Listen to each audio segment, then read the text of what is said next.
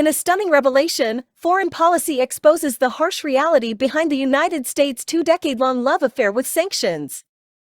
Over the years, punitive measures have transformed into the go-to foreign policy tool for Western governments, with the U.S. leading the charge. However, this report raises a dire warning that the very strategy the U.S. relies on may become its downfall, eroding the foundations of the Western order.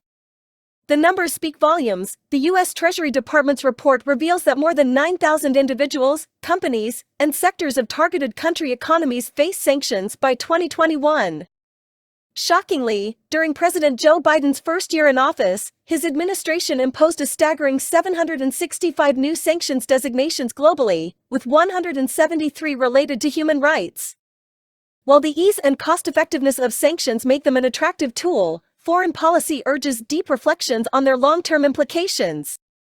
The report highlights that sanctions have turned into an all-purpose statecraft tool, addressing issues ranging from military invasions to human rights abuses and nuclear proliferation, often disregarding the impact on U.S. interests.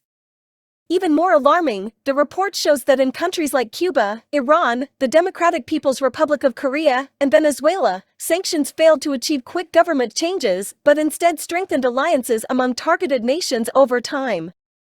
The foreign policy analysis calls for a sober examination of an essential fact: sometimes, sanctions don't yield the desired outcomes. In many cases, they may actively undermine U.S. interests on the global stage. As policymakers grapple with this revelation, the world watches with bated breath, questioning the potential consequences of America's sanctions obsession. Is it time for a fundamental reevaluation of U.S. foreign policy, or will the nation continue to rely on sanctions as its default approach to complex international challenges?